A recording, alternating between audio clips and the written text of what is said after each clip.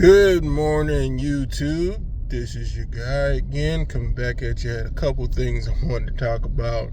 Me and the wife were talking about this morning, and I hope everyone's having a beautiful day. But what I wanted to talk about today, before we get started, if you could like, share, and subscribe to my channel, it'll help me grow my reach and connect with more people.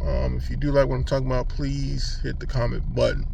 But what I want to talk about today is the 80-20 rule, but in a different light, right?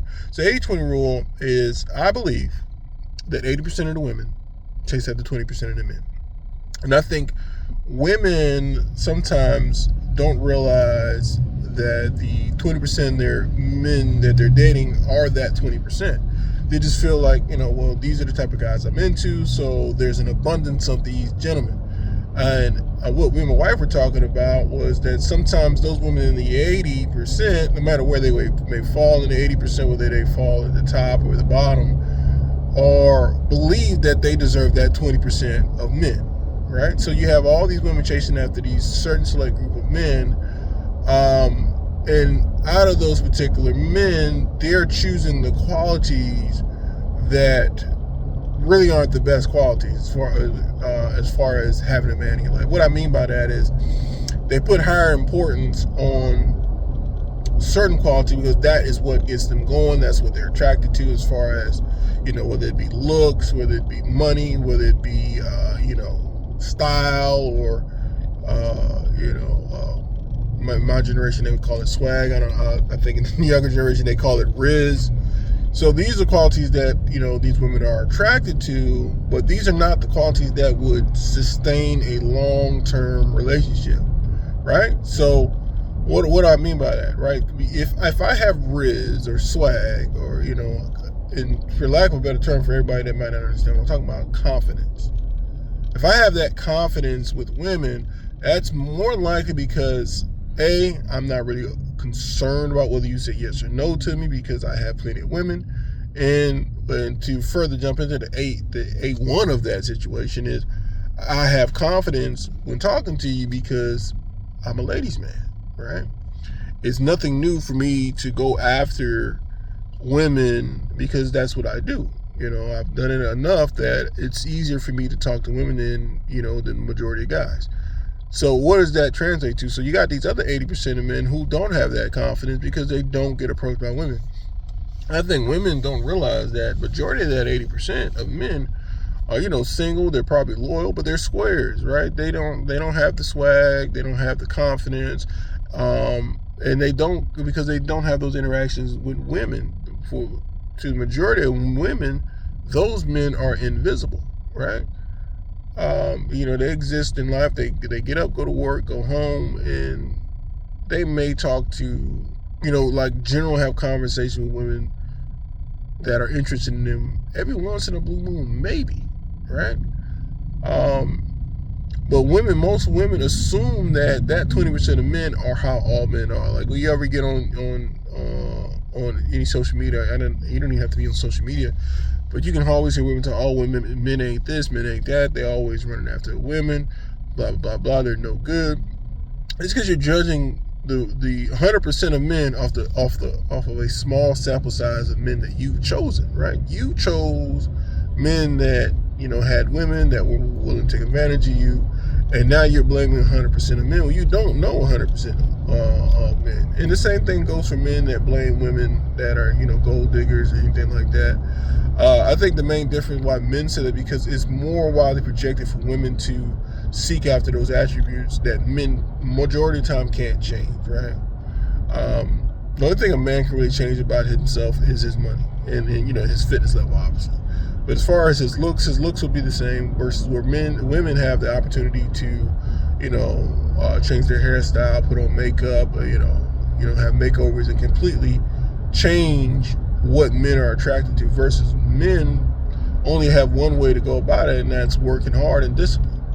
Right, so men are already starting off as with the unfair. They're starting from behind unfairly, right? So I say all that because these men are struggling to find women and women are complaining that there's not enough men around them. Well, there are. I mean, obviously, statistically, there's more women in the world than there is men.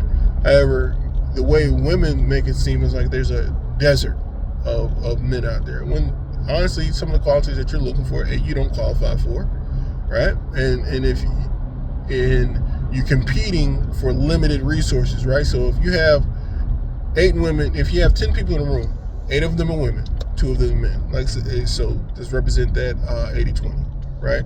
So now you have 8 of those women trying to get 2 of those guys. So those 2 guys, because they realize, hey man, if we split this, we can have 4 and 4, right? Why would I just choose one of you when the odds are in my favor? I can have 4 and 4, 6 and 2. You know what I'm saying? Like, I can chop this up whatever way I want. You know what I mean? 3 and 5. It's not conducive for those particular men to say, hey, I'm going to give it up. I'm not going to, have just one woman. When, let's say in that same 8 women, 5 of those women are willing to share that man, right? So what sense would it make for that man? Especially, you got to realize some of those men, because some of those men are born with those qualities. Let's say in that same group, you got 10 people. One of those guys was born with all of the qualities that women want, right? He's tall, he's handsome, good looking, he's born into money, he's got all those things handed to him, right? So he's never had to work hard for women. He was a star athlete in school, star athlete. He's always been gifted. The other one had to work for everything. So he remembers when he was in that bottom 80 and he didn't get any love or any affection or play from women. Now it's his turn in the candy shop, where majority of women have always been in the candy shop. They've always had the opportunity to date multiple men and have men come after them, right? So now you got to look at it as a man that has worked hard and had been rejected all of his life. Now that he's at the top, he's not necessarily bitter, but he's also remember when he didn't have those opportunities to talk to as many women as he wanted. And now that he's finally got his pick of the litter, he's going after it. And this is what women call F-boys, right? He wasn't always an F-boy. I mean, if you'd have caught him early, he probably would have been, married and been a pretty decent guy. But our experience colors our view of the world, right? So if we are in a situation where, when we wanted to be loyal and wanted to have one woman, that we just couldn't find anything, and we watch guys who were, let's just say, for lack of a better word, didn't display admirable qualities when it came to women, right? So let's say those are the particular guys that these women are choosing at the time. This man would rather have just one. Then when his opportunity comes, he remembers those things. You know what I mean? And he's not necessarily taking it out on him, but he's not in a rush to choose any one person. And 2, honestly, women tend to like guys who have options. And it's just a fact. They want men who other women want. And, subconsciously, that man is going to be like, you know what? Subconsciously or consciously, he's like, oh, well, you know what? The more I do, the more nonchalant I am about commitment to you, the harder you are. The harder you come after me, right? The more time and effort you put into me, right? So now I'm going to take full advantage of my opportunity to have a rotation of women.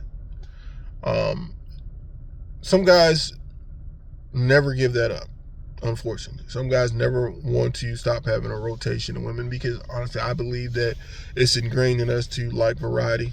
It's not ingrained in us to, be dirtbags and just cheat on people. I don't believe that's the case, but I do think it's ingrained in men to like variety of women, right? We don't have just one type. We might have a certain mold of a woman, like she might have to have these particular qualities over and over again, but we don't have just one type. We find a lot of women attractive. Women are beautiful.